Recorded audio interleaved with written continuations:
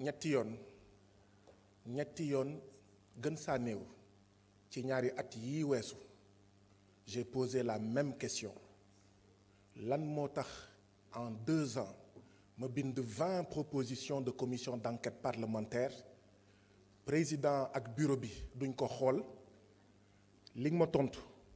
loolu nga ma tontu loolu la ma ñeneen tontu ñii naan c'est pas l'ordre du jour ñu dàq ko. Vous pensez que c'est sérieux? Non, les droits ce sont des droits. C'est pas une question de méthode. On respecte les droits des députés. Xam ngeen lii lu muy tekki mooy règlement intérieur bii ñuy changer en réalité du démocratie moo ko lal du bëgg lu jub moo ko lal du jubbanti moo ko lal ndaxte jubbanti bu ko laloon kon ñu respecte règlement intérieur ne règlement intérieur am na solo premier ministre ñëw fii am na solo waaye proposition d'enquête parlementaire qui parle des salaires de 25 000 travailleurs du FERA qui courent derrière 8, 10, 12 mois d'arriérés de salaire moo ko ëpp solo wala ñoo yem solo lii lay tekki l'Assemblée nationale en réalité je ne vous parle pas vous causez du tort parce que en ayant cette posture da ngeen di wan askanu Sénégal ne liggéeykatu FERA yi seen yoon newu ci vous pensez que man ngeen di xas déedéet du man ngeen di xas 12 mois d'arriérés de salaire ñu ne nañu taxawal commission d'enquête parlementaire ngeen lànk ba tëdd ci suuf voilà ce que vous dites aux travailleurs du FERA li ngeen di wax mooy yéen liggéeykatu hôtel King Fahd Palace Assemblée nationale 2e institution de ce pays yéen seen situation yitteluñu voilà ce que vous dites aux travailleurs du King Fahd Palace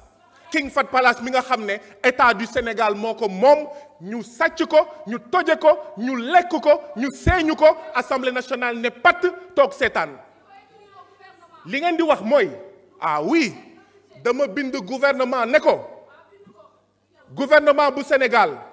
Falémé bi s'est déclaré en état de mort clinique depuis 2019 qu'est-ce que le gouvernement a fait? Le gouvernement a annoncé un projet de décret ngir orpaillage bi ñu dakkal ko ci Falémé en même temps ma interpellé Assemblée nationale par une commission d'enquête parlementaire Assemblée bi ne duma ko xool ndax lan vous êtes en train de dire aux populations de Saraya aux populations de Bakel aux populations de Kédougou que la situation de la Falémé qui est en état de mort clinique depuis 2019 ne vous intéresse pas voilà ce que vous êtes en train de dire. Mais vous êtes également en train de dire au peuple sénégalais que assemblée bi dañ ko war a tas parce que c'est une assemblée antidémocratique parce que c'est une assemblée boo xam ne dafa xiif Ousmane Sonko kaay ñu lekk la dañoo yàqamti nga ñëw mais la situation des travailleurs du FERA ne vous intéresse pas la situation des enfants